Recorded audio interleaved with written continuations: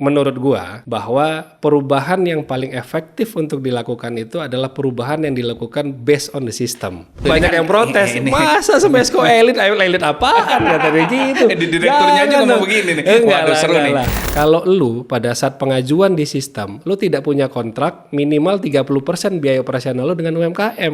Dan siapa yang paling bertanggung jawab dan siapa yang paling bisa melakukan itu sebenarnya sekarang? Maaf, sama produk-produk China, misalkan yang harganya murah-murah semua segala macam, udah pasti kita susah bersaing. Sudut pandang. Tapi jujur gue pernah kesel awal masuk ke Smesco ini. Isu dimanapun kalau ngomongin perubahan, itu ngomongin manusianya.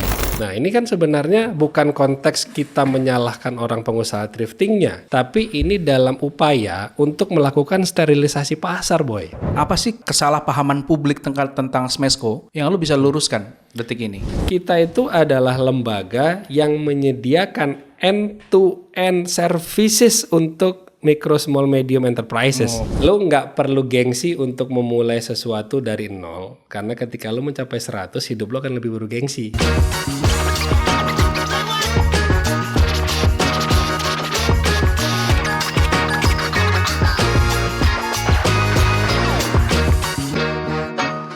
Welcome again to Big Leaders by Big Thinkers, teman-teman semua. Ini adalah tentang seseorang yang pernah berada di ruang aktivisme dengan idealisme yang menyala gitu ya kalau kata orang sekarang. Sempat masuk ke gelanggang politik kawan kita satu ini dengan semua dinamika dan komprominya. Sempat memimpin sektor industri pariwisata yang menuntut ketangguhan dan eksekusi, dan sampai saat ini berlabuh di ruang pengabdian publik. Dan menurut gua ini perjalanan beliau ini menarik karena lintas medan, nggak selalu lurus, karena gue kenal sahabat gue ini udah 13 tahun. Kita pernah bikin karya bareng waktu itu di 2012 Hari Komunitas Nasional. Dan kalau bicara soal UMKM hari ini, pertanyaannya bukan soal program, tapi target kinerja, kebijakan teknis, dan pertanyaan yang paling fundamental adalah karya apa yang sebenarnya mau ditinggalkan untuk Indonesia. Kita akan tanya kawan kita satu ini, siapa lagi kalau bukan Dodi Ahmadsyah Matonda. Ya, betul. Oi. Walaupun lu masih agak salah-salah tadi, gue udah deg-degan. Jangan-jangan lu udah lupain gue. Ternyata enggak. Thank you. Atau gue tadi keselimpetnya di Ahmadsyahnya karena itu biasanya nggak dipakai. Orang tuh taunya cuma Dodi Matondang. Betul. Karena suka gue singkat gitu kan. Iya, Dodi A Matondang. Dodi A Matondang. Betul. Nah, dan teman-teman Big Leaders, gue biasanya manggil Dodi ini Boy ya. Ya. Boleh kan? Ya. Boleh ya. Boy, thank you banget udah nyempetin hadir di Big Leaders di sela-sela kesibukan menjadi pejabat publik. Nggak ada. Kenal dari 2012, sama-sama di komunitas. Lalu beliau ini entrepreneur juga, serial entrepreneur, teman-teman Big Leaders. Lalu kita sempat bikin satu momentum berkarya bareng, bikin Hari Komunitas Nasional, Indonesian Community Network di situ. Dan akhirnya itu masih aktif loh. Masih aktif. Iya, di masih grup aktif. juga kalau kita lihat teman-teman. Ada Asep Kambali. Asepnya salah satunya. Ya kan? Asep. Ada teman-teman juga masih aktif sampai sekarang. Yang Rumah Harapan Mbak Valencia Mikiranda, beliau masih aktif gitu ya. Nah 2016 beliau ini bergeser ke panggung politik. Nah kita mendoakan dari jauh saja. Ya, tapi mungkin nanti biar dia cerita sendiri gitu ya. Sebelum mulai gue kebiasaan ada trivia, Boy. Ya, lo cuman punya waktu 2 detik untuk ngejawab pertanyaan. Gue cuman ada 10 pertanyaan singkat ya. Siap-siap ya. Nggak ada memang, nggak ada di catatan. Sengaja gue siapin ini ya. Curang juga lo. Gue kira lo udah berubah setelah 13 tahun nggak ketemu. Ternyata masih sehobinya memang ngejebak orang. Siap. Oke, nah yang pertama, mimpin di depan atau di belakang? Depan. Data atau insting? Data. Teknokrat atau birokrat? Birokrat. Kalau negur bawahan di ruang publik atau ruang privat? Ruang privat. Disukain banyak orang atau ditentang tapi benar? Ditentang tapi benar. Kerja lapangan atau rapat di ruangan? Kerja lapangan. Kalau jadi leaders disukain atau dipercaya? Dipercaya. Masalah terbesar UMKM saat ini mental atau sistem? Ini paling susah nih kayaknya. Ya, oke, mental. Lebih susah mimpin orang pintar atau orang berpengalaman? Orang pintar. Satu kata untuk Indonesia hari ini menurut lo apa? Kesempatan. Oke. Nah, itu tadi sudah warming up-nya lumayan nih. Kok gue makin deg-degan ini ya. Gini teman-teman Big Leaders, kita pasti pengen kenal dong sosok pemimpin muda yang ada di birokrat lembaga pemerintahan saat ini, yaitu Smesco. Boy, ceritain siapa sih Dodi Matondang? Siapa lu tuh siapa sebenarnya? Iya, iya. Sebenarnya yang pasti gue sahabat lo, karena kalau bukan sahabat lo nggak mungkin gue ada di Siap. sini. Yang pertama, gue tuh Boleh deketin mikrofon? Iya, Oke. mungkin kalau bisa dibilang sebenarnya gue lumayan baru ya kalau misalkan kita bicara tentang pengabdian terhadap di pemerintahan gitu, karena relatif sebenarnya kurang lebih tahun 2020 lah, mulai awal masuk ke lingkungan BUMN waktu itu. Lalu berjalan sampai tahun 2025. Nah, ini kita per Agustus kemarin itu memang diamanahkan untuk menjadi pengurus bahasa santainya ya pengurus. Rendah Bang ini. Bukan. Ya, tapi pengurus juga kan. Pengurus juga. Pengurus di Lembaga Layanan Pemasaran Koperasi Usaha Kecil Menengah atau LLPK UKM yang nama kerennya itu tuh Smesco Indonesia. Smesco Indonesia. Gitu. Jadi Posisinya apa sekarang berarti? Alhamdulillah direktur utama. Alhamdulillah. Ini berkat sahabatan. Karena di CV gue tulis gue sahabat lo. Kata kalau Ini podcast gue jangan gue yang digoreng dong. Iya. Nanti kita goreng balik. Oke, terus lanjut. Ya, jadi kurang lebih itu ya. Kebetulan memang alhamdulillah sudah berkeluarga hari ini. Anak 3, posisi sekarang masih di Bali karena kebetulan kemarin sebelum pindah ke Smesco saya ngerjain proyek kawasan ekonomi khusus kesehatan pertama yang ada di Indonesia. Kayak kesehatan yang di Sanur ya? Sanur, betul. Sanur ya. Sanur. Jadi di situ mulai dari scratching dari awal, lalu kita demolish fasilitas yang di sana, kita bangun fasilitas infrastruktur publiknya, lalu kita mulai revitalisasi satu hotel namanya Grand Indah Bali Beach dulu. Itu hotel yang dibangun di eranya Bung Karno, masterpiece-nya salah satu masterpiece-nya Bung Karno. Lalu kita juga bangun satu flagship hotel punya pemerintah namanya Demeru Sanur. Gitu. Jadi alhamdulillah kita mulai tahun 2021 akhir groundbreaking kawasannya, 2024 hotel mulai beroperasi. Kemarin Juni kawasannya sudah resmi diresmikan oleh Pak Presiden, sudah beroperasi penuh untuk rumah sakit dan beberapa fasilitas ya. Nanti ke depannya itu kan ada klinik semua segala macam lah gitu. Info terakhir katanya pusat fertilitas ya, IVF. Ada kemarin itu saya lihat di story-nya teman-teman itu di lini masa, wah udah mulai groundbreaking nih untuk salah satu fasilitas kliniknya. Alhamdulillah lah, alhamdulillah. Oke. Baik, kita bicara nggak langsung ngomongin UMKM ya. Kita bicara sosok lo dulu nih sebagai seorang mungkin figur pemimpin muda lah. Ini kan generasi milenial awal nih ya. Iya. Milenial awal gitu ya. Bisa. Oke. Nah, tadi mundur ke belakang, lu sempat menjadi seorang aktivis, ya lalu aktif di partai politik, bikin usaha dan lain-lain, dan akhirnya berlabuh di hospitality industry.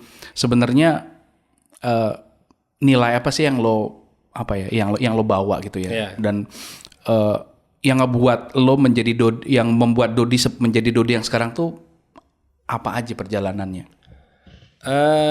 Iya, mungkin lu tadi sudah spill sedikit gitu ya, perjalanan gua terutama ya, bro gitu. Karena menurut gua sih sebenarnya analoginya sederhana ya. Ibarat kita kalau misalkan kita mau jalan ke puncak itu, sebelum kita nyampe ke puncak itu kan nggak semua jalannya pasti lurus ke atas kan. Iya, betul. Pasti ada turunnya, pasti ada belok-beloknya, atau misalkan ada hambatan semua segala macam. Gua menganalogikan sebenarnya proses perjalanannya itu.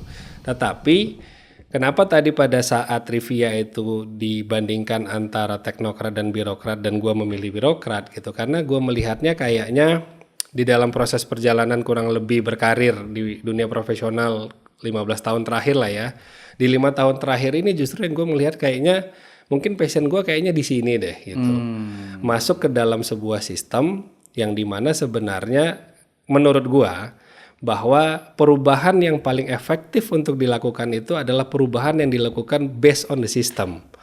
Nah, makanya sebenarnya kayak lo atau misalnya teman-teman kita yang udah oke banget yang ada di luar gitu semua segala macam itu memang harusnya supaya perubahannya semakin cepat. Ini pandangan gue ya. Itu memang harus masuk ke dalam sistem gitu. Ini udah gue masuk sistem Big Thinkers. Wah, by Sunil Tolani. Ntar didengerin sama dia, biarin aja. Oke. Nah, kayaknya orangnya ada tadi ya. Iya, udah ntar ke sini lagi, biarin aja. Jangan bilang-bilang. Jangan bilang-bilang. Ya. Jadi maksud gue itu sih. Jadi artinya kalau dilihat dari awal sampai akhir gitu ya, sampai hari ini gitu, itu sebenarnya ada satu garis yang menurut gue itu garis passionnya adalah hospitality. Oke. Yang nggak berganti nih.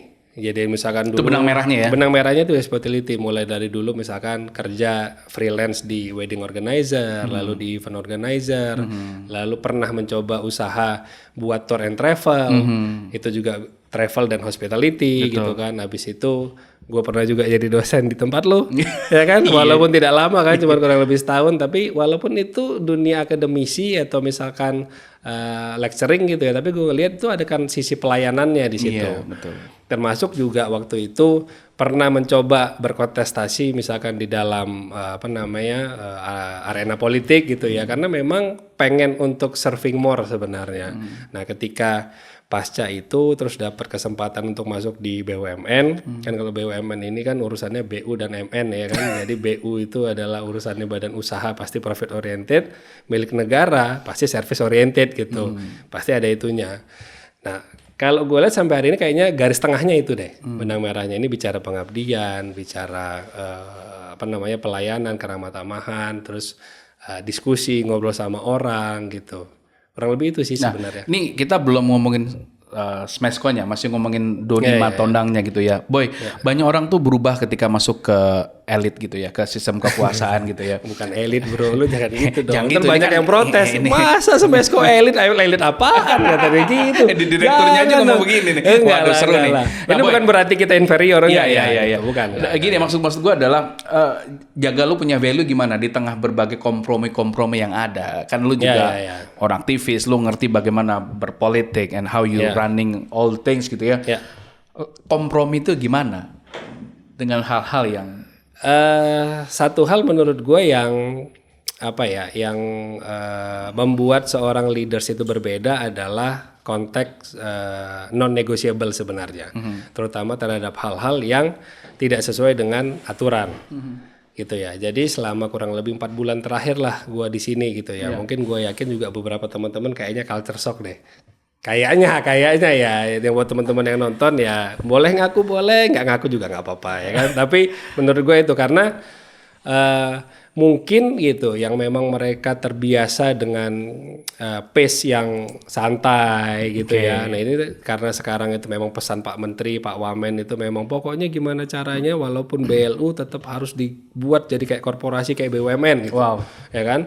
Kan pasti kan transformasinya harus total gitu. Nah itu akhirnya satu hal di dalam pola leadership yang selalu gue pelajarin itu Boy, ada namanya konteks. Ini gue pelajarin sebenarnya dari YouTube juga, namanya The MIT Monks, ya kan. Jadi itu ada konsepnya namanya 321. Jadi 3 itu adalah roles, 3 roles itu adalah maker, marker, multiplier. 2 itu adalah zone-nya, artinya pada saat lu di war zone atau pada saat lu di peace zone. Yang terakhir itu adalah bicara tentang non-negotiable. Gue selalu memegang itu sih. Nice. Itu. Jadi makanya ketika dimanapun, termasuk yang sebelumnya, gue juga alhamdulillah diamanahkan menjadi CEO juga ya di KK Sanur itu juga sama gitu. Nah ketika pindah ke sini juga sama gitu. Pada akhirnya apa yang kita lakukan sekarang ini kan harus kita pertanggungjawabkan, ya kan? Apalagi kalau misalkan kita ada di dalam lembaga pemerintahan, ini kan pasti kan pertanggungjawabannya ini tidak hanya pertanggungjawaban terhadap kita sendiri, tapi gue selalu percaya setiap langkah yang kita lakukan ini akan berdampak terhadap keluarga dan khususnya anak penerus kita, gitu. Karena pasti akan terlihat kan secara milestone historical semua segala macam gitu sih. Nah, nih kita mulai masuk ke Smesco-nya nih. Siap. Nah, kita tahu kalau UMKM tuh narasi besarnya adalah tulang punggung ekonomi Indonesia ya. Kurang lebih 99,9% dari seluruh unit usaha itu nyumbang sekitar lebih dari 60% PDB dan nyerap lebih dari 90% tenaga kerja nasional.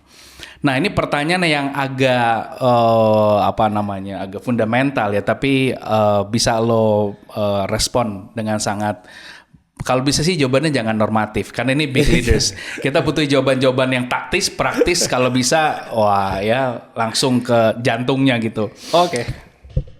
Bener gak sih pemerintah itu punya niat yang besar untuk support UMKM? Apa memang?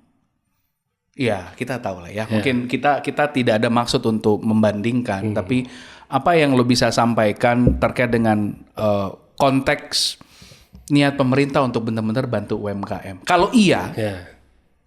itu penilaiannya apa aja? Indikatornya apa aja? Sehingga kita bisa yakin bahwa oke, beneran negara itu hadir Ya. support UMKM. Sebenarnya ini contoh sederhana, Boy. Ya kan? Dulu itu yang namanya UMKM itu menjadi satu bagian kementerian yang digabung dengan koperasi dan Betul. UKM, ya kan?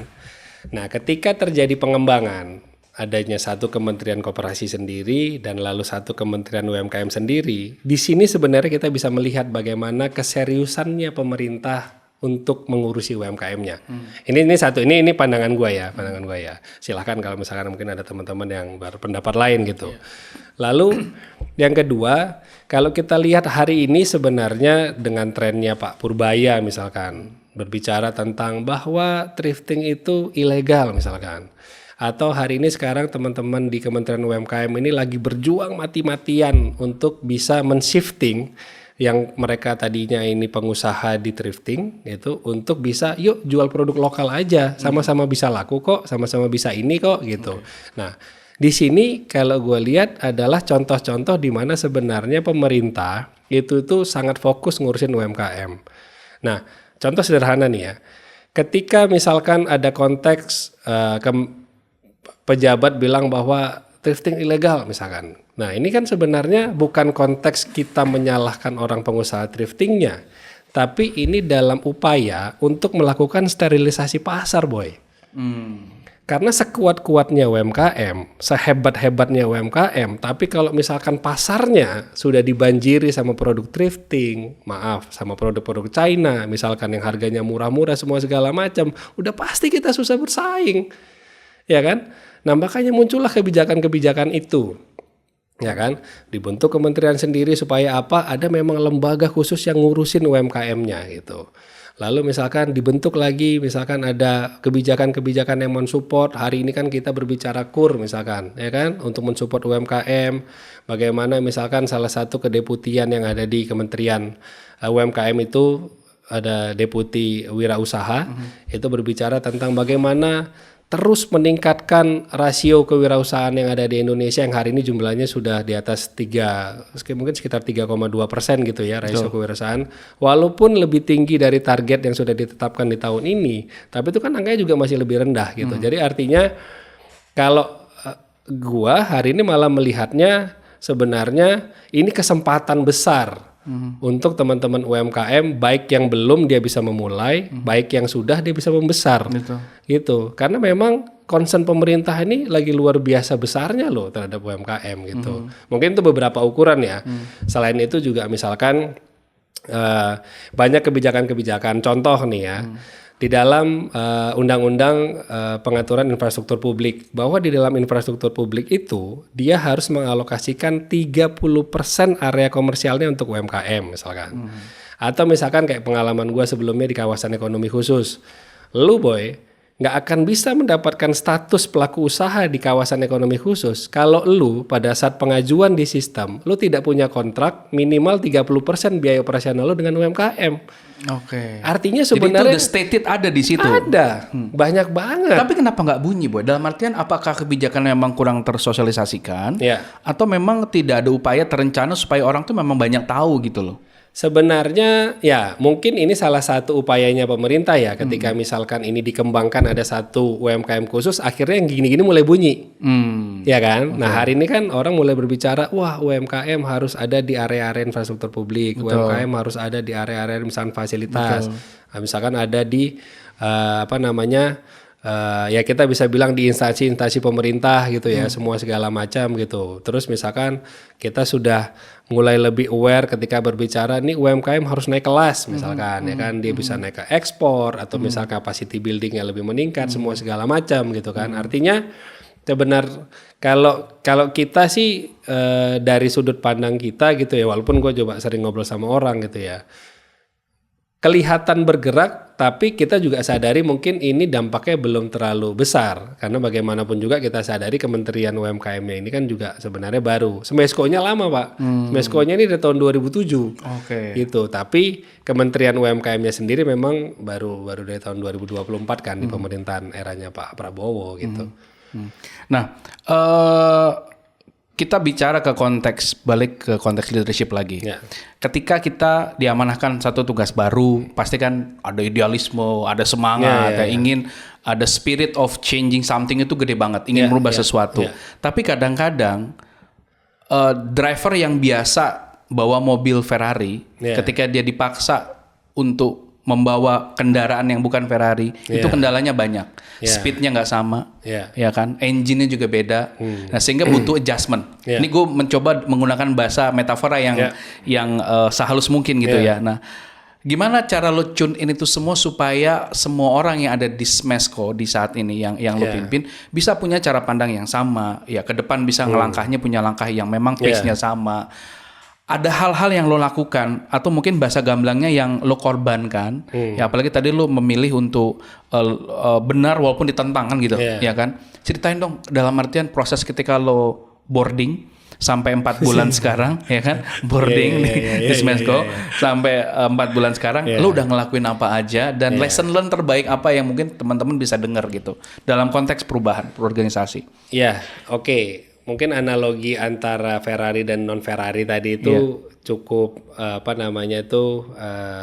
ini kalau gue melihatnya sebenarnya itu tergantung sudut pandang sih Boy, ya kan.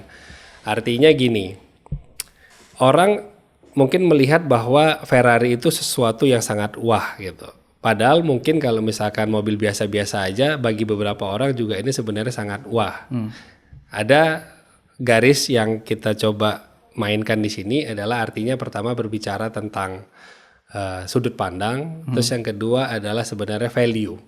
Nah, pada saat pertama kali gua on board di Smesco gitu ya, gua coba pelajari nih sebenarnya nih karakternya gitu ya, bentuknya semua segala macam, sampai pada akhirnya gua ketemu satu titik bahwa ini barang harusnya tidak mungkin tidak sukses sih. Dengan posisi strategic positioning yang sangat bagus gitu. Habis itu kedua adalah kan kalau misalkan kita lihat ya BLU atau Badan Layanan Umum di Indonesia ini Boy, itu tuh jumlahnya itu ada kurang lebih hampir 300-an lebih. Nah, BLU yang bergerak di bidang lembaga jasa atau lembaga layanan pemasaran ini cuma Smesco doang. Yes, yang fungsinya tuh mengembangkan juga, mempromosikan juga, sampai ngasih infrastruktur pelatihan ya. Betul, ada. Jadi termasuk juga kita kan mengelola sarana pemasaran yang ada di kawasan Smesco kan. Kita ada conventionnya, kita ada exhibitionnya, ada hall, ada startup hub, semua segala macam lah gitu kan. Nah, artinya gue coba selami nih lebih dalam waktu itu kurang lebih 4 bulan lalu kan. Kenapa sih gitu? Kalau kita analogikan sama mobil tadi, ya kalau kita melihatnya sebenarnya kita nggak perlu jadi mobil Ferrari untuk kita bisa dipuji sama orang dan kita disukain sama orang. Tapi dengan mobil biasa, asalkan itu mempunyai nilai, menurut gua value. Terus yang kedua kita mempunyai dampak atau impact, maka mobil biasa ini akan jauh lebih bernilai dari mobil Ferrarinya. Nah, pertama yang gue suntik ke teman-teman waktu itu, yang pertama adalah culture-nya Boy. Karena gue lihat ya berapa kali semua segala macam, bertahun-tahun segala macam, ini kayaknya harus ada yang mengikat nih teman-teman yang ada di dalam. Ini mungkin pelajaran juga untuk kita bareng-bareng ya ketika berbicara berorganisasi, kayaknya harus ada culture yang mengikat kita bersama deh gitu. Nah gue buat waktu itu Boy, namanya, karena kan kita lembaga layanan pemasaran kan, jadi gue buat tuh waktu itu culture-nya namanya promosi. Promosi itu gue belah lagi. Promosi itu adalah profesional, modern, sinergi. Nah, disitulah sebenarnya yang gue tanemin sama teman-teman kurang lebih 4 bulan ini. Gue coaching, maksudnya bukan coaching lah ya. Artinya gue diskusi bareng sama teman-teman di Smesco semua segala macam. Sampai benar-benar itu membuat mereka itu menjadi marketers. Karena kita pengen banget itu everyone as marketers itu emang benar-benar ada di Smesco gitu. Nah, kan tadinya teman-teman itu berpikir, ya Pak itu kan sebenarnya tugasnya orang pemasaran. Enggak gitu. Karena ketika berbicara Smesco, mau di level apapun, mau di posisi apapun, orang akan taunya loh, kamu kan lembaga layanan pemasaran UMKM, gitu kan. Jadi kemanapun kita bergerak ketika kita bawa Smesco, maka orang akan melihatnya ya kita ini sebagai representatif pemerintah yang harus bisa membantu UMKM untuk bisa dipasarkan misalkan atau lokomotif diperluas. terdepan lah. Ya kita bisa bilang itu walaupun sebenarnya banyak banyak banget. Hampir semua instansi pemerintah kayaknya dia mungkin punya sel atau punya bagian yang memang bergeraknya atau fokus di UMKM kan gitu. Itu. Tapi pegang narasinya kan harusnya adalah di Smesco kan berarti yang punya yang leading the narration gitu harusnya. Leading sektornya. Ini juga relatif. Kita ngelihatnya dari angle yang mana juga gitu kan. Karena kalau misalkan contoh tadi kita baru melihat ada lukisan misalkan yang dibuat dari narapidana misalkan, itu produknya UMKM. Tapi yang ngebuat pembinaannya misalkan dari rutan, salah satu rumah tahanan gitu kan. Artinya kan sebenarnya stakeholdersnya bisa dari mereka, bisa dari kita berkolaborasi gitu kan. Nah jadi artinya secara narasi leadersnya ini sebenarnya tergantung juga sudut pandang. Tapi jujur gue pernah kesel awal masuk ke Smesco ini. Gitu. Wah mungkin bisa di-review. Benar. Kan, iya benar. Karena gini boy, gue ya waktu dulu kan pernah jadi ini ya, maksudnya jelek-jelek gini pernah jadi abang Jakarta gitu ya kan. Tadi lupa bilang. Abang Jakarta juga. Ini bukan soal ke arahnya ke sana, bukan. Lupa digoreng. Ya, cuman maksud gua gini, gue jadi ingat dulu ya, pas kita lagi jalan ke luar negeri gitu, buka saat misalkan jalan, buka stand pameran, itu gue lihat tuh di sini tuh Pemprov DKI Jakarta, terus gue jalan lagi dikit gitu, ini ada Kementerian Pariwisata, gue jalan lagi dikit, ini ada Kementerian Perdagangan, terus gue lihat gitu ke tetangga yang lain ada satu China Pavilion gede semua, terus gue pikir, loh kenapa kita nggak bisa kayak gitu ya, gitu, kenapa? Itu tahun berapa? Itu tahun 2008, 2009, tapi ajaibnya hari ini pun masih kayak gitu boy. Kan ya alhamdulillah kan kita baru ini ya dinas dari luar kayak gitu juga sama, maksudnya kita ngelihat kenapa sih gitu tidak ada satu fasilitator atau misalkan bukan orkestrator lah karena terlalu high gitu bahasanya, itu mungkin bukan agregator juga tapi ya yang komunikator lah. Kenapa sih kalau misalkan kita pameran misalkan di luar gitu ya, loh kenapa nggak semua kementerian ini duduk bareng, yuk kita bangun satu Indonesia Pavilion akan menuju konsorsium. Yang jadi pride-nya kita bareng gitu. Orang bisa ngelihat di situ. Jadi berjalan atas nama bangsa. Atas nama bangsa Indonesia. Solid gitu ya. Solid. Dan ajaibnya lagi boy, lu tahu nggak? Walaupun ini kadang-kadang beda nih standnya, ada UMKM yang sama loh. Maksudnya brand yang sama? Brand yang sama gitu. Terus gue pikir loh, kalau kayak gini kenapa nggak bareng ya gitu. Nah, ini masih terjadi sekarang? Masih gitu. Makanya mungkin salah satu mimpinya Smesco itu adalah untuk menjadi poros tengah lah yang memang mudah-mudahan bisa mengkomunikasikan gitu ketika kita berbicara pemasaran UMKM Indonesia di luar negeri gitu. Kita juga tidak mengharuskan bahwa logo Smesco yang di depan enggak gitu. Tapi kita pengen majunya itu bersama-sama Indonesia Pavilion. Ya kan? Di bawahnya misalkan supported by segala jenis kementerian, BUMN semua segala macam, tapi kita bisa bangun satu yang gede. Daripada satu lembaga misalkan ngabisin di sini 1 miliar misalkan. Misalkan. Loh kenapa enggak digabung semua jadi 5 miliar? Pasti keren banget bootnya. Grand booth gitu ya, gede, grande. Kan keren, dampaknya pasti lebih bagus. Pertanyaan gua, ya kan? Bisa dilakukan berarti sebenarnya? Pasti bisa. Apalagi dengan karakter pemerintah yang sekarang ya. Dan siapa yang paling bertanggung jawab dan siapa yang paling bisa melakukan itu sebenarnya sekarang? Sebenarnya semua stakeholders yang punya bagian atau divisi atau direktorat atau apapun itu yang fokus terhadap UMKM semuanya bisa ngobrol bareng gitu ya gitu. Apalagi kan sekarang, nah ini salah satu ukuran lagi nih boy, gue tadi lupa menambahkan. Kan tadi culture ya? Enggak, ini bukti pemerintah fokus terhadap UMKM. Jadi lu bayangin Pak Prabowo itu dia punya staf khusus bidang digitalisasi dan UMKM, Mas Tiar Karbala. Kayaknya nanti sekali-sekali lu perlu undang ke sini juga tuh, ya kan? Nah, terus yang kedua, beliau punya utusan khusus presiden yang di bidang UMKM juga. Khusus UMKM. Khusus.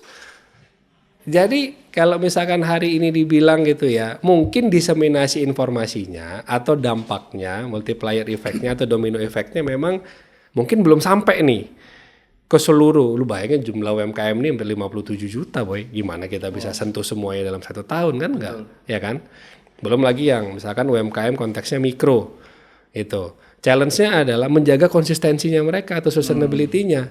Hari ini mereka bisa jual cireng misalkan, besok bisa jual seblak. Lah, kan berganti. Semudah itu bergeser. Semudah itu bergesernya gitu kan. Nah, makanya mungkin tapi kami menyadari tantangan itu. Makanya kayak tadi tuh ini ada hal-hal lucu yang kayaknya ini harusnya bisa dikomunikasikan, dikonsolidasi, dikerjain bareng, guyup gitu. Sorry gue potong Boy. Jadi kita diskusi ya dalam artian ketika let's say tadi salah satu justifikasinya adalah ketika lo bilang adanya utusan khusus, lalu adanya apa tadi Staf khusus gitu ya, kementerian khusus kebijakan-kebijakan. itu supaya ada outcome dan luaran yang terjustifikasi. Ya. Itu gimana caranya? Karena sebenarnya gini, sebenarnya kalau dilihat dari situasi masyarakat sekarang ya, nih kita ngobrol seobjektif mungkin ya Boy ya. Masyarakat tuh kan taunya yang kelihatan, ya kan? Oke, ada posisi banyak nih, tapi apa yang dihasilkan dari jabatan-jabatan itu? Ya kan? Jadi kita sebutnya karya-karya atau lagi legacy ya kan. Nah sebenarnya itu sih sebenarnya mungkin menjadi concern ya. Dalam artian next step-nya adalah ketika memang pemerintah punya posisi-posisi yang menunjukkan komitmen, harusnya kan bisa lebih melakukan sesuatu yang lebih besar dari posisi gitu ya. Nah kalau menurut lo apa aja yang bisa dilakukan setelah posisi-posisi ini ada, itu apa yang harus dilakukan gitu supaya kita bisa leveling up nih, bisa scale up gitu. Banyak sih sebenarnya upaya-upayanya. Satu hal yang terkadang teman-teman juga ini bukan denial atau misalkan kita mencari justifikasi bukan ya. Cuman maksud saya gini. Satu hal yang teman-teman perlu pelajari atau sadari itu tuh adalah bahwa kan tidak apa yang kita tanam hari ini pasti akan kita tuai besok kan enggak. Iya, enggak betul. Ya kan, pasti kan ada proses yang berjalan, belum lagi nanti ada failure rate apa semua segala macam yang memang harus kita lalui gitu kan. Tetapi dengan posisi-posisi yang ada tadi termasuk Kementerian UMKM sendiri ada staf khusus, ada utusan khusus semua segala macam. Artinya minimal hari ini gitu ya, teman-teman UMKM atau pengusaha UMKM itu kalau misalkan dia resah dia tahu dia harus ngadu kemana boy. Minimal itu. Ya kan. Ya walaupun terkadang kita juga masih kaget gitu. Kita merasa bahwa kayaknya kita udah menyentuh semua deh. Ini baru kejadian kemarin nih boy. Gue ketemu sama satu pengusaha namanya Sagolesius kalau nggak salah. Izin gue mention. Silakan. Gitu ya. Karena ini dokter honoris causa Jenny Wijaya namanya. Luar biasa. Ibu kalau nonton saya salut pokoknya sama ibu ini. Dia punya buku segala macam. Gue bilang dia punya ini, dia pernah ekspor, dia ini segala macam. Tapi pertanyaan dia adalah, Pak kok saya nggak bisa masuk Kementerian UMKM ya dari dulu kata dia. Loh, gimana sih Bu? Saya bilang, iya Pak kita pengen banget dari dulu tuh masuk Smesco nggak bisa kata dia. Loh, masuk Smesco maksudnya untuk terlibat menjadi bagian, masuk database. Iya, masuk database, ikut jualan, ikut pameran apa segala macam. Loh, ini baru nih kita bilang, oh iya juga ya berarti memang ternyata terkadang itu kan yang kami juga sadar yang kadang-kadang itu yang kita perlu evaluasi itu kan bukan berarti ketika kita sudah buat event lalu kita tampil dengan angka-angka semua segala macam gitu berarti udah selesai semua urusan pengabdian kan enggak juga. Iya betul. Ya kan? Ini Impact kan, tadi kan. Nah, makanya kan akhirnya kan ukurannya kan impact gitu kan. Ini udah sampai menyentuh ke lini yang mana sih, ke bagian yang mana sih gitu. Walaupun sebenarnya ada juga ini yang kami juga lagi pelajari juga nih Boy. Ini keunikan, ini unik nih. Salah satu keunikan nih gue temuin beberapa bulan terakhir ini. Jadi mungkin salah satu alasan yang membuat kenapa ya kok kayaknya pemerintah belum merata kehadirannya. Nah, fenomena yang ada sekarang dalam itu, konteks UMKM. Dalam konteks UMKM. Okay. Nah, fenomenanya adalah terkadang ya. Kayak contoh misalkan di salah satu pameran terbesar yang ada di Indonesia gitu. Banyak banget tuh UMKM semua segala macam. Itu satu UMKM itu bisa ikut 4 sampai 5 stand, Boy. Di dalam program-program pelatihan, pemberdayaan atau misalkan tuh capacity building, itu yang ikut juga itu aja. Pelakunya pelakunya itu aja ada gitu. 57 Padahal sebenarnya juta. mau 7 juta gitu. Nah, artinya kan sebenarnya apakah juga memang mungkin informasinya belum tersampaikan semua atau mungkin nah ini juga jadi PR kita bersama. Maka Karena di sini komunikasi menjadi komunikasi penting, komunikasi, komitmen, kolaborasi sebenarnya boy. Menurut gua nih hari ini tuh kolaborasi sih, karena ngurus UMKM ini nggak cuman bisa diserahkan pokoknya karena udah ada tadi tuh jabatan-jabatan sama kementerian ini berarti urusan selesai. Iya, nggak bisa juga, nggak bisa. Nggak bisa karena tuh hulu ke hilir itu dia akan mempunyai touch point-nya masing-masing, di mana touch point-nya ini harus punya pembinanya masing-masing gitu, stakeholders-nya masing-masing kan. Betul. Nah sebenarnya ini menarik ya. Ini kan diskusinya open mind lah. Jadi sebenarnya antara kebenaran dan pembenaran gitu kan. Nah masyarakat ini kan dihilir. Makin pinter lu sekarang, luar biasa ya. Siap, mau PhD kita nih nggak salah. Untung lagi podcast ini. Ya kan? Lupa nih nanti mumpung lagi ingat. Iya, pembenaran dan kebenaran. Ya, pembenaran dan kebenaran kan. Nah, masyarakat kita di hilir ini kan yang dicari, yang dilihat adalah dan yang dituntut kebenaran. Ya. Nah, tapi ini mohon maaf nih karena ini stigma yang ada di masyarakat. Ya. Ketika ada stimulus dari masyarakat ke pihak berwenang lah, mungkin di siapapun, itu yang hadir, yang ditonjolkan adalah pembenaran, pembelaan gitu. Ya. Nah, sebenarnya itu nggak apa-apa dilakukan, kan klarifikasi dong, boleh, nggak apa-apa. Tapi gue yakin bahwa masyarakat akan tenang apabila benar-benar homework itu dilakukan, terdeliver dengan baik gitu lah. Berarti kalau masih berisikan, berarti kan ada sesuatu yang belum selesai, ada sesuatu yang nggak dikerjain gitu loh, ya kan? Apakah itu pelayanan atau apapun itulah gitu ya. Kita mencoba berpikir konstruktif nih, positif ke depan. Nah, berarti kan lu punya PR yang sebenarnya sangat strategik, punya 57 database UMKM dan lu punya platform, punya kapasitas bangun ekosistem gitu ya. Apakah cukup dalam satu periode atau mungkin dalam waktu yang sangat singkat ini, Boy? Enggak, Boy. Jadi satu hal yang harus dipahami tadi bahwa ini tuh tidak kerja parsial ya, tapi ini memang harus kerjanya sifatnya universal gitu, artinya kerja bersama. Termasuk juga dalam konteks waktu, nggak bisa juga dalam konteks yang instan. Tapi memang harus ada urutan dan memang harus ada proses yang harus dilakukan gitu kan. Kayak misalkan contohnya hari ini Pak Menteri, Pak Wamen itu punya satu grand design di dalam membuat sebuah aplikasi atau sistem namanya Sapa UMKM, ya kan? Nah, Sapa UMKM ini nih untuk mempermudah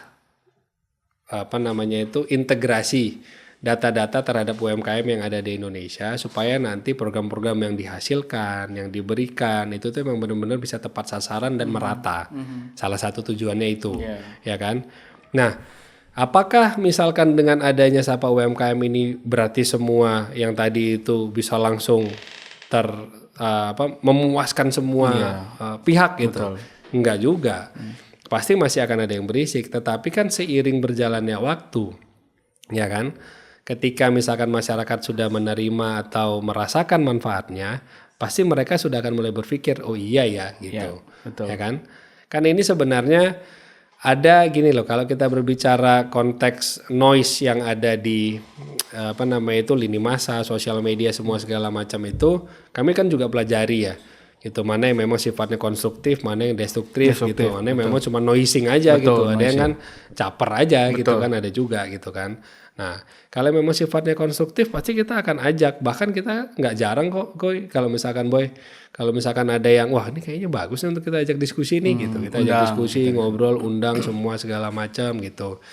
Nah, kita juga memang lagi coba membangun sebuah culture juga gitu ya, di mana memang inclusivity itu harus maksudnya inclusivity ini dalam artian semua hal ya, termasuk kita harus terbuka, jadi tidak eksklusif lagi gitu, kita harus bisa melihat atau menerima masukan orang semua segala macam gitu kan, karena kita sadar bahwa kadang-kadang gitu kan, kalau kita nyetir mobil gitu Boy, kita merasa udah paling keren aja kita di dalam mobil ini. Tapi kan yang melihat kita bagus apa enggak di mobil itu kan orang yang dari luar. Betul. Nah makanya kadang-kadang itu kita selalu tuh turun, ngobrol, keluar, apa semua segala macam untuk bisa mendengarkan secara langsung, menerima masukan gitu. Itu sih. Nah, bicara tentang tadi Sapa UMKM ya kan. Jadi tugas terbesar adalah bagaimana supaya masyarakat itu merasa tersapa. Ya kan, itu ujung-ujungnya komunikasi lagi toh. Iya, kan? iya. Nah, Betul, itu betul. untuk bisa mencapai ultimate goal kualitas pemerintah yang sangat baik, kita bicara SDM, boy. Ya. Nah, gue yakin lu udah concern tadi ke culture. Kedua, isu dimanapun kalau ngomongin perubahan itu ngomongin manusianya. Betul. Dan Betul. kalau ngomongin kepemimpinan, the hardest things about leadership is about managing people. Itu paling susah. Betul. Ya kan, apalagi kalau kita bersinggungan sama orang-orang yang mungkin secara karir udah puluhan tahun lah, belasan tahun di situ, tiba-tiba lo datang nih, kucuk orang baru, sotoy lah, wah gue bikin ini, bikin itu segala macam, dan gue yakin di 4 bulan ini lo udah ngelewatin itu. Tapi lo tadi belum sempet elaborate tuh, boleh nggak cerita dari lo gimana memanage SDM ini dan apa yang dilakukan gitu? Ya, jadi pada saat awal gua masuk gitu ya, gua langsung coba merencanakan nih kira-kira 5 tahun ke depan nih kita mau buat apa 5 tahun sih? ya periode ya? Iya kan? Ya umumnya. Ya, umumnya ya kan? Ya kan kita tidak tahu ya kan. 5 tahun itu, nah tahun 2025 ini gua itu buat notes, intinya itu adalah ini tuh reorientasi dan infrastruktur setup. Reorientasi dan infrastruktur setup. Infrastruktur setup. Oke. Reorientasi yang gua sampaikan di sini adalah konteks bahwa kita ini harus bisa menjadi pelayan publik yang benar. Kita ini harus bisa menjadi marketers yang benar.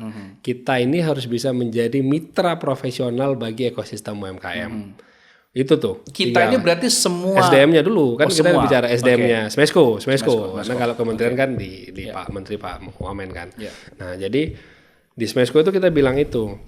Ada teman-teman yang pasti akan merasa menolak gitu. Aduh, Pak, jawab saya udah usia. Nah, ini uniknya Boy. Lu tahu nggak di Smesco itu? Ya kan? Boleh, silakan. Dari 150 orang yang ada di sana tuh Boy, ya kan? Yang umurnya di bawah 30 itu kurang dari 5 Boy. 5%? 5 orang, bukan 5%. 5% mah enak, lo pasti masih punya itu kan. Makanya waktu itu gue bilang, ya kalau misalkan yang di bawah 30 tahun dari 150 orang cuma 5 orang. Kurang dari 5 orang kayaknya kalau nggak salah gitu. Ya rata-rata memang sudah lumayan senior. Kan? Makanya waktu itu gue bilang, prinsipnya adalah kalau memang kita tidak punya anak muda, maka tugas saya adalah untuk memperpanjang jiwa mudanya teman-teman. Ya kan? Karena emang karena itu cara satu-satunya menurut karena gua. Karena muda itu artinya produktif toh. Betul, ya kan? Terus yang kedua, gua coba ingatkan memorinya teman-teman bahwa Smesco itu pernah ada di titik terbaik di zamannya. Ya kan? Artinya mereka punya success story. Di historinya ya kan, artinya teman-teman harus mememori itu gitu bahwa lo pernah sukses lo ketika memang seiring berjalannya waktu kita mulai kalah di dalam kompetisi. Ini kan sebenarnya kan masalah inovasi aja. Betul. Atau kolaborasi atau bahkan mungkin digitalisasi misalkan ya kan. Nah makanya gue coba setup 2 itu. Kita lakukan assessment sama semua SDM untuk kita bisa tahu nih ini orang nih sebenarnya potensi dan kompetensinya seperti apa sih. Kita masukin di dalam job family, kita susun learning journey-nya Boy selama setahun ke depan. Dan sekarang lagi proses. Lagi proses. Itu makanya tahun depan target kita ini adalah mereka akan punya jadwal-jadwal untuk training. Goals-nya adalah semuanya memang harus ngerti tentang komunikasi, marketing, bisa tentang hospitality, sales, semua segala macam ini kita lagi buatin kan gitu, karena memang we have to invest to human, ya kan, and people kan gitu kan. Nah itu yang kita dorong tuh pada saat pertama kali. Terus culture yang kita bangun tadi, promosi itu, ya kan, profesional, modern, sinergi gitu, itu kita terus bunyiin tuh, ya kan. Habis itu, nah ini uniknya, gue pernah baca satu buku, gue lupa nih Boy sebenarnya bukunya apa gitu ya. Jadi di dalam proses transformasi itu lo akan berada di sebuah titik yang memang lo sebagai pemimpin itu harus benar-benar bisa switching kadang ke culture over the structure atau structure over the culture. Ya kan? Culture-nya gue udah buat nih. Gitu. Tetapi gue lihat hari ini gitu, teman-teman ini tuh masih perlu terus untuk disampaikan gitu. Kita tuh pengennya ke sini loh. Caranya begini loh. Saya bisa melihat ini gini loh. Kurang lebih gini loh semua segala macam gitu. Makanya sekarang itu tuh mode sekarang gue ini yang lagi gue onin ini adalah kita berada di war zone dengan konsep structure over culture. Structure over culture. Structure over culture. Jadi gua restructure struktur organisasinya based on sama business workstream. Jadi sehari ini sampai ke level staff dia punya KPI amount angka yang harus dia kejar di tahun depan, boy. Wow. Gitu. Dan gua based on Dan sama harus mau mereka. dan harus mau. Kalau enggak lu out. Wih. Loh sesederhana itu dong. Iya. Ini kan lembaga punya pemerintah, boy. Ya walaupun sebenarnya kita hidup dari hasil kegiatan usahanya gitu ya. Tapi paling tidak kan pertanggungjawabannya kan pertanggungjawaban Berarti publik itu juga. salah satu level ketegasan yang tidak bisa dikompromiin ya. Iya, makanya di situ kita non negotiable gitu. Nah, di sini kan pasti ada yang ngerasa, "Oh, Pak, jangan dong, Pak, masa saya gini semua segala macam gitu ya." Kita bilang aja, "Loh, gimana enggak sih? Dulu kita pernah segitu, ya kan? Kita pernah kok di dalam titik itu misalkan. Nah, ini ke depan tools-nya ada, SDM-nya ada, barangnya ada, apa semua segala macam. Kayaknya nggak ada alasan untuk kita gagal deh menurut kita, gitu kan? Nah ini mode yang sekarang lagi kita jalanin tuh di situ itu. Jadi teman-teman tuh kita gempur terus, boy. Tiap minggu itu kita punya review manajemen kan. Habis itu kita hajar tuh. Pokoknya udah gak usah ngomong yang lain-lain. Urusannya penghasilan lo berapa, angka lo berapa, dampak terhadap. Pokoknya ukuran kita sederhana sekarang. Kalau rapat di semua bagian. Yang pertama adalah PNBP lu berapa? Ini apa namanya pendapatan negara bukan pajak nih. Ini kayak revenue lah, ya kan? Revenue. Oke, PNBP lu berapa? Oke. Terus yang kedua adalah UMKM yang lu bina sekarang berapa? Terus UMKM yang berhasil lu berdayakan dan lu salurkan berapa? Ya kan? Baru yang lain-lain tergantung bidangnya. Misalkan kalau ekspor berapa negara yang sudah lu touch? Kalau misalkan domestik berapa retail modern yang Berarti itu sudah data driven result yang lo kejar. Iya ya? dong. Semua. Hari ini makanya tadi gue bilang, gue lebih suka berbicara data daripada insting gitu. Karena itu adalah hal yang menurut gue tidak bisa terbantahkan gitu. Karena Kepikiran nggak bikin satu data UMKM gitu? nah visinya Pak Menteri Pak Wamen di Sapa UMKM itu sebenarnya. Dan makanya kita ini lagi kerja keras banget di BLU-nya ya kan, kita di bawahnya underbow-nya beliau gitu ya. Memang kita juga lagi support mati-matian untuk itu supaya kayak tadi tuh, boy. Program ini yang dapat jangan itu aja gitu. Terus kesempatan pameran yang dapat ya jangan itu aja kan, harus bisa berganti. Oh, itu yang tadi lo bilang inklusivitas ya. Salah satunya gitu. Gitu sih. Jadi ya tantangannya kalau dalam hal SDM sih kalau aku menurutnya itu kita reorientasi. Habis itu kemarin kita restructure, kita suntikin culture-nya, ya habis itu kita mainin di warzone sama structure over culture itu sih. Nah tadi gue tertarik ketika lo bilang restructure termasuk culture dan segala macam. Yeah. When you talk about changing cultures, you talk about building another reputation kayak rebuilding the image gitu ya, bangun kembali image. Nah, boleh nggak ceritain ke teman-teman big leaders di sini sebenarnya apa sih kesalahpahaman publik tentang Smesco yang lu bisa luruskan detik ini? Oh banyak. Hari ini cerita lucu, boy. Gua tuh kalau misalkan dapat kesempatan untuk ngisi seminar, materi atau apapun itu ya, gua tuh selalu akan mulai dengan pertanyaan. Nah, mungkin nanti teman-teman nih bisa juga nih ya kan. Coba ketika saya tanya apa sih yang teman-teman ada yang di benaknya teman-teman ketika ditanya apa sih Smesco Indonesia? Coba tulisin nanti di bawah nih. Di komen. Saya pengen tahu nih di komen nih, ya kan? Mayoritas, boy, dia akan jawab, oh Pak, tahu Pak itu tempat pameran, Pak. Tempat orang nikah. Tempat orang nikah, tempat bazar, tempat bursa kerja, itu segala macam. Padahal kalau kita berbicara Smesco ini kan sebenarnya brand dari Lembaga Layanan Pemasaran Koperasi UKM tadi ya, UMKM kan. Nah itu kan sebenarnya kita itu adalah lembaga yang menyediakan end-to-end services untuk micro small medium enterprises. Oke. Gitu. End to end, hulu ke hilir. Semua. Paket semua. Dari mulai kalian nggak ngerti mau buat apa, kita punya data marketnya, kalian pakai ini aja, kalian bisnisnya ini. Kalian misalkan bingung, Pak saya harus pakai CV, PT, perseorangan segala macam, kita punya pendampingan untuk legalitasnya.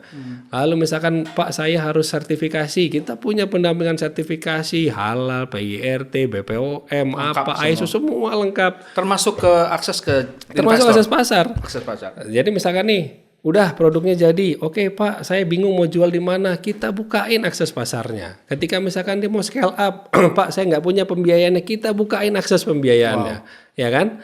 Itu. Nah, sarana. Ini ekosistem lah. Ekosistem sebenarnya, makanya. Nah ini Boy, pada saat gua masuk waktu itu adalah gua itu bahkan merubah visi misi Boy. Oh. Di Smesco itu gitu. Karena memang harus dilakukan tuh sefundamental itu. Sampai ngerubah visi misi. Rubah visi misi gitu. Karena memang harus dibuat kayak gitu. Ya walaupun gue juga konsultasi ya. Ini kan gue coba melihat gini. Sebenarnya BLU kita itu adalah jadi visi presiden diinterpretasikan sama Pak Menteri dan Pak Wamen, diimplementasikan sama Smesco. Sebenarnya garisnya yang sederhana itu. Jadi kita coba lihat nih. Oh Pak Presiden visinya ini, Pak Menteri menginterpretasikannya ini, oke, kita implementasinya gini. Oke. Itu. Makanya kita rubah waktu itu visi misinya. Jadi konteks visinya hari ini adalah kita menjadi mitra profesionalnya. Partner lah. Iya. Mitra profesional gitu. Memang harus profesional kan, gitu kan. Di ekosistem UMKM. Ya ekosistem betul, Boy. Betul. Nah, itu kan tadi satu narasi yang sebenarnya bagus banget kalau publik tuh tahu, ya kan. Ya. Nah, misalkan let's say suatu saat teman-teman publik tahu bagaimana positioning Smesco ke depan gitu ya. Langkah pertama yang harus mereka lakukan supaya bisa masuk, terlibat, diajak ikut bazar, syukur-syukur dapat kesempatan produknya bisa di apa namanya gerai-gerai Smesco gitu ya, atau syukur-syukur pameran ke luar negeri. Langkah-langkah apa yang mereka harus lakukan? Sebenarnya tinggal sesederhana sapa kita aja, maka kita akan sapa UMKM. Gitu. Lewat website bisa? Bisa.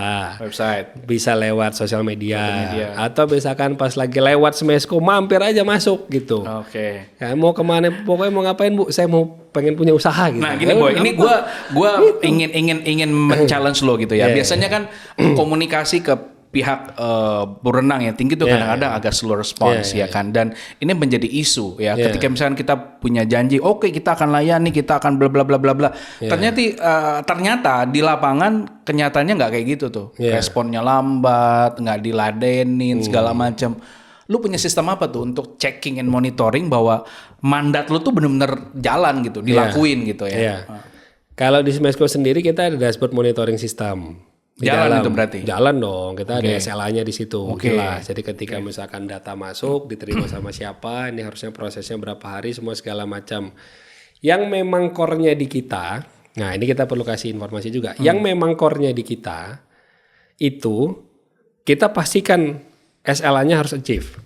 Tapi terkadang ada beberapa yang memang core-nya bukan di kita, Boy. Misalkan misalkan contoh, dia lagi mau ngurus BPOM misalkan, ya kan?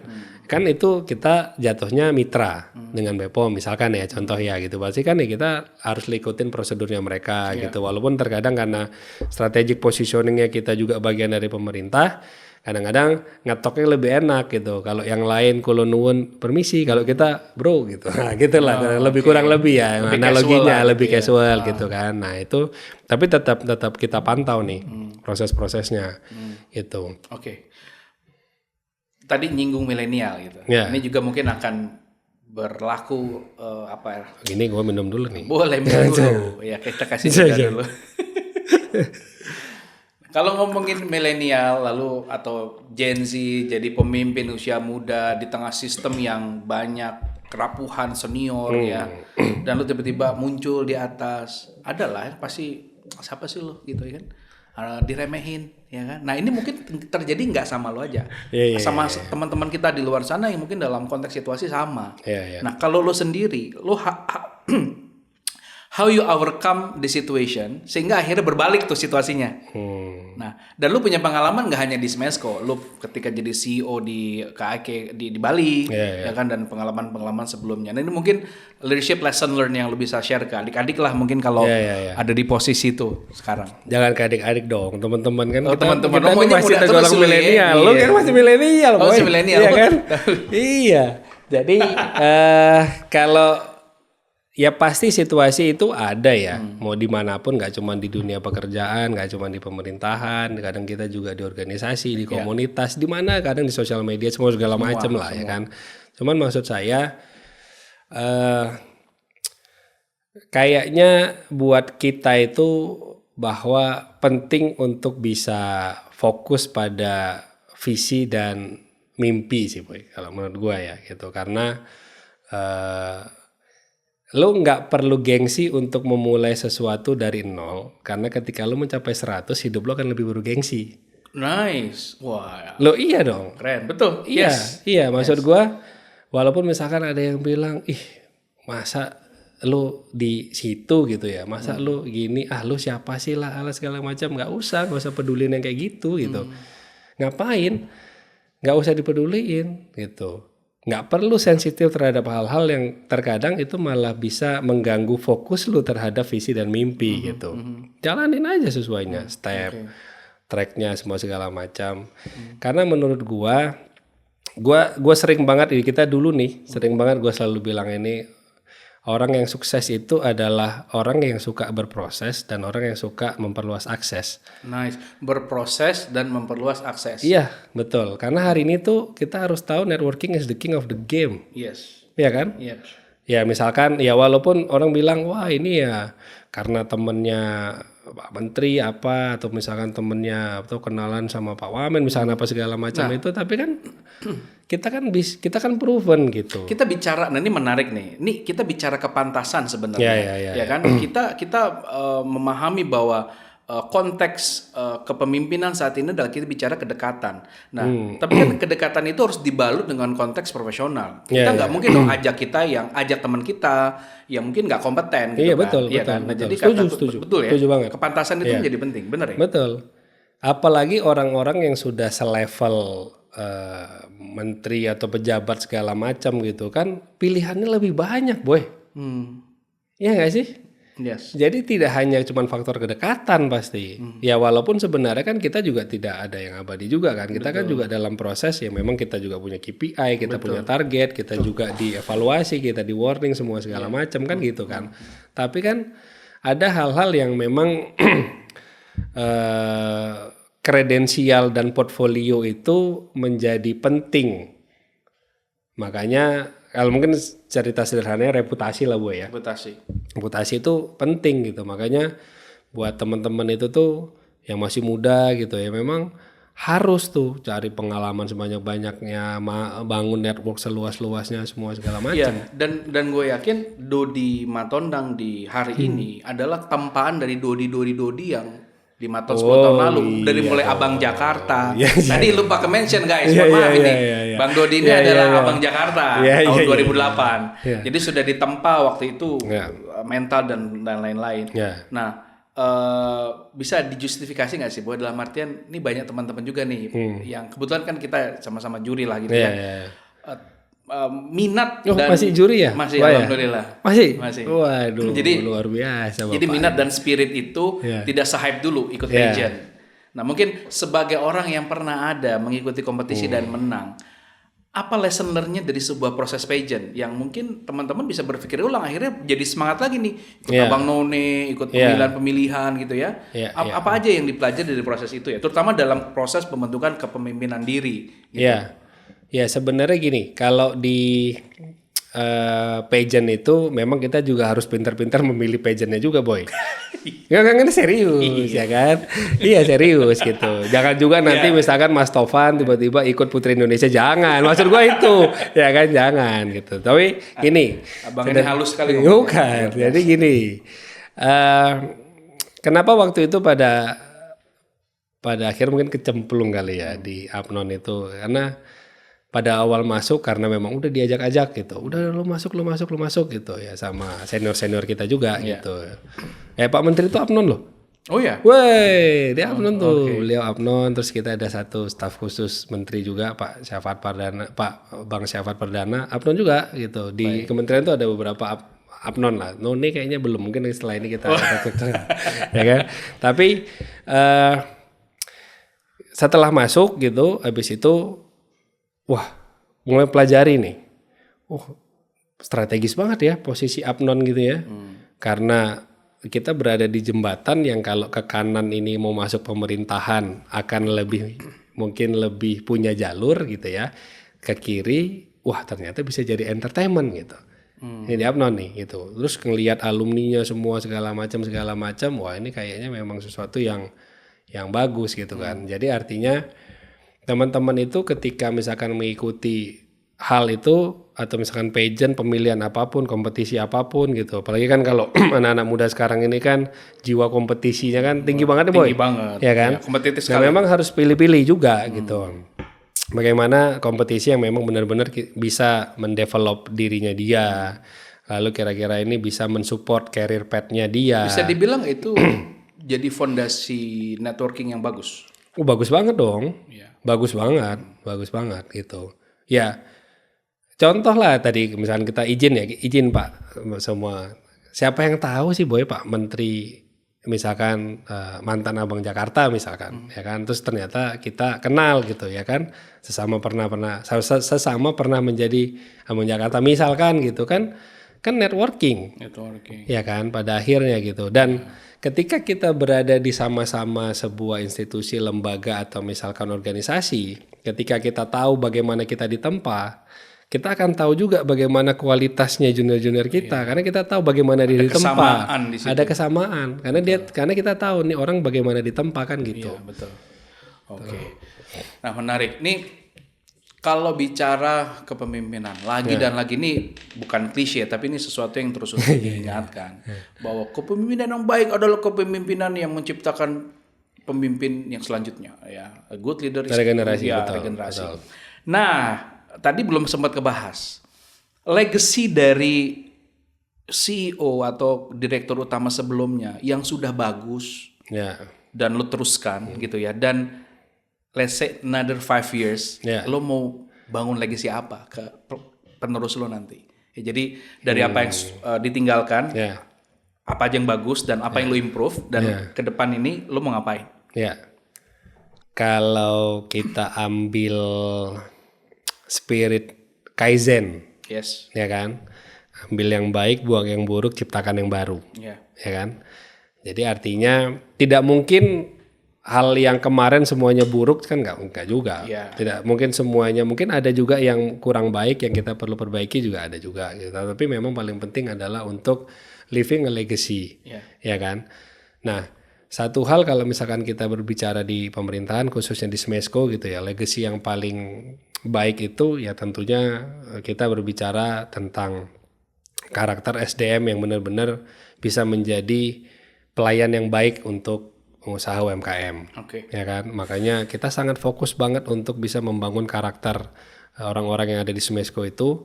Lu harus benar-benar bisa everyone as marketer, kalian harus bisa hadir di tengah-tengah UMKM untuk support semua segala macam gitu kan. Di samping urusan angka-angka ya, maksudnya angka itu misalkan berapa jumlah ekspor yang kita bisa dapat, berapa jumlah PNBP kita, berapa jumlah event yang kita sudah lakukan gitu kan. Tapi artinya menjadikan Smesco menjadi rumahnya UMKM gitu ya, atau rumahnya pengusaha UMKM yang orang kalau mau datang tidak sungkan, orang yang mau datang tidak takut, orang yang mau datang ke sana tidak enak gitu ya. Dan ketika orang sudah berada di dalam sana, dia merasa itu rumahnya dan dia benar-benar bisa merasa pride terhadap Indonesia. Khususnya produk-produk lokal Indonesia ya. Itu akan jadi satu legacy yang luar biasa sih. Itu legacy yang luar biasa, dan kalau gua boleh masuk ke situ, salah satu manuver yang lu harus segera lakukan adalah bangun jembatan sebanyak-banyaknya. Jembatan ke bawah. Karena sebelum orang bisa akhirnya mau masuk rumahnya, orang harus kenal dulu. Ya, apa rumahnya, siapa yang ada di situ, dan rumah itu bisa menjadi solusi apa buat mereka, ya kan? Betul. Dan 4 tahun itu waktu yang sangat singkat untuk melakukan itu, dan lu harus punya banyak hack tuh Boy, harus punya banyak lompat ya, kita nggak bisa lagi dalam tempo 4 tahun menjangkau 57 juta UMKM hanya dengan lari. Hanya dengan jalan dan lari nggak bisa, harus lompat bahkan terbang tuh. Nah jadi momentum terbang itu yang mungkin akan menjadi tantangan lo ya ke depan ya. Bener nggak sih? Betul. Nah pertanyaan gue gini, ini agak sedikit jadi mulai deg-degan nih, serak nih. Karena tadi pesanan dari sahabat kita ya. Sahabat Yang kita tuh tadi bisa itu ya, siapa yang tadi aja itu, gitu iya, ya. iya. Siapa aja. Gitu. Lo kayaknya buka itu ya, open chat di situ ya. Teman-teman kalau mau Ini tanya langsung Pak Menteri. silakan. Oh iya, siap. Ya. Assalamualaikum. Pak Menteri. Katanya kalau Dodi salah ngomong bilang saya. Oh iya. Siap. Mau Gue percaya boy, goreng karena balik. akses lo, gue percaya akses lo. Ya, Siap. gue percaya. Gini, maksud gua gini, apa garansi lu adalah orang yang tepat memimpin Smesco saat ini?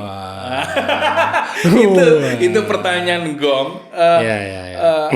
Ini apa butuh jawaban yang membuat awak kapal lu tuh optimis kalau you are the right person gitu loh, Boy. Ini bukan soal ngebanggain diri enggak, tapi pesan apa yang lu mau sampaikan bahwa iya lu tuh you are the right person for this gitu. Silakan. Mungkin gue akan memulai bahwa sesulit-sulitnya Smesco hari ini, gue pernah merunning perusahaan yang lebih sulit daripada Smesco, bro. Ya kan? Jadi artinya minimal gue punya baseline, gue punya pengalaman, gue punya history, gue punya memori, gue punya teori yang mudah-mudahan ini bisa gue pakai untuk bisa melakukan transformasinya Smesco. Amin. Itu yang pertama. Terus yang kedua adalah gue percaya bahwa hari ini ekosistemnya, stakeholdersnya, lalu seluruh pihak itu sangat support dan sangat menaruh perhatian yang tinggi terhadap Smesco dan UMKM. Jadi dan alhamdulillah minimal ya, walaupun mungkin tidak banyak, tapi gue bisa mengakses itu gitu, ya kan, mengakses lu misalkan, lalu mengakses ke teman-teman di komunitas lain, di asosiasi, di kementerian, di pemerintahan, di mana semua segala macam yang aku yakin juga pasti itu mungkin yang akan menjadi quantum leap atau game changer. Yes, game changing. Ya kan, game changer buat Smesco ke depan gitu. Karena gue selalu pada saat gue awal masuk aja, gue sepakat sama pemikiran orang-orang gitu ya, bahwa seharusnya tidak ada alasan untuk Smesco ini nggak sukses sih. Karena punya semua instrumen yang dibutuhkan sebenarnya. Betul gitu. Karena apa ya, kalau kita di marketers itu kan, di marketing gitu ya boy, gitu kadang-kadang kan kita yang kita paling takutin itu adalah ketika barangnya nggak ada, ya kan. Nah ini semuanya ada gitu. Nah, ini kan berarti kan tinggal dikomunikasi. Iya, mungkin ini adalah pola transformasi yang mungkin kalau gue mungkin menyebutnya bukan out of date gitu ya, tapi kayaknya memang perlu ada realignment terhadap misalkan tadi tuh culture, visi, value, structure, dan memang cara bekerjanya orang-orang yang kita turunkan melalui SOP, policy, semua segala macam yang ada di Smesco gitu. Jadi gua mudah-mudahan ya dengan dua hal itu tadi, artinya ada baseline, teori, memori, history, semua segala macam, dan network. Dan ya pasti gue yakin teman-teman insya Allah support lah.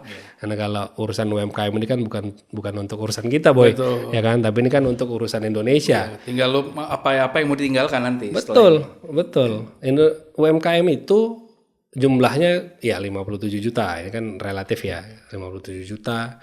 Lalu menyumbang PDB di atas 60%. Lalu penyerapan tenaga kerja 97% gitu boy. Jadi kalau misalkan kita benar-benar bisa memberdayakan UMKM ini dengan maksimal gitu. Jadi bukan mustahil bahwa misalkan Indonesia ini memang benar-benar akan berjaya di tahun depan. Nah, dibalik. Kalau misalkan ini gagal, apa yang terjadi dengan UMKM di Indonesia kalau gitu? Kalau momentum ini nggak dijemput ya? Ya udah gitu. Ya. Sebenarnya kalau gua sih yakin dan optimis ya bahwa kalaupun kemungkinan itu ada, tapi sangat kecil sih, gitu. Karena ya itu tadi ya, artinya kan atensi dan perhatian semua pihak kan terhadap tinggal tadi diaktifasi boy. Tinggal aktivasi. Ya, terus harus disenggol-senggol, tinggal dirima, gitu. ya kan? Oke. Yes. Setelah ini jadi apa? Nggak ada boy, kita jadi ayah yang baik. Itulah ya jawaban kan? diplomatis. Jadi suami yang baik dari dulu. Tiba-tiba set gitu. Enggak bukan enggak lah. Kan kita kan memang jalanin aja kan prosesnya kan. Kan lu mengikuti semuanya boy. Iya. Ya kan, mengikuti semuanya gitu. Betul. Mudah-mudahan doktoralnya lancar. Amin. Sukses. Amin. Mohon supportnya Pak Associate Mudah-mudahan Profesor. Siap, ampun. Jangan goreng-goreng dia lama-lama karena gue yang gosong malah. Terakhir pesan untuk teman-teman pelaku UMKM di Indonesia supaya mereka merasa menjadi bagian dari Smesco, merasa semangat lagi. Pesan penting apa supaya teman-teman semua dengarkan? Ini potensi dari Big Leaders by Big Thinkers ini luar biasa. Ya, kita tahu kita pemimpin kita siapa lah gitu ya. Mau bercandain tapi orangnya lagi serius sih sepertinya. Ya, silakan ngomong ke teman-teman jutaan UMKM di seluruh Indonesia. Ya, silakan Pak Dodi. Buat teman-teman pengusaha UMKM, yang pertama tentunya adalah terus berinovasi. Lalu yang kedua, jangan lelah untuk terus membuka jaringan berkolaborasi ya, artinya memulai kolaborasi, berkoneksi semua segala macam. Dan yang pasti yang ketiga adalah mulai ramah atau misalkan menambah capacity buildingnya di bidang digitalisasi. Karena hari ini pertarungannya tuh ada di 3 hal tersebut sih. Jadi yang pertama itu adalah inovasi, kedua kolaborasi atau jaringan networking semua segala macam, yang ketiga adalah di digitalisasi kan. Jadi jangan mudah menyerah, dan yang satu pasti teman-teman harus paham untuk pengusaha UMKM, you will never work alone. Iya benar, karena insya Allah pemerintah khususnya Smesco Indonesia akan ada selalu buat mensupport teman-teman UMKM yang ada di Indonesia dan di seluruh dunia. Tuh tercatat bro. Penutup ya, ini Martha Nussbaum pernah bilang, negara itu wajib menjamin kapabilitas dasar supaya manusia itu bisa hidup bermartabat. Nah ini kalau diterjemahkan ke UMKM, sebenarnya bukan cuma bantuan, tapi kapabilitas, ada skill, akses, keamanan dan peluang supaya teman-teman itu yang 57 juta itu mandiri. Dan Smesco sudah ada. Sudah hadir, tinggal diaktifasi. Betul. Teman-teman Big Leaders, Dodi Matondang. Thank you boy. Thank you. Thank you so much.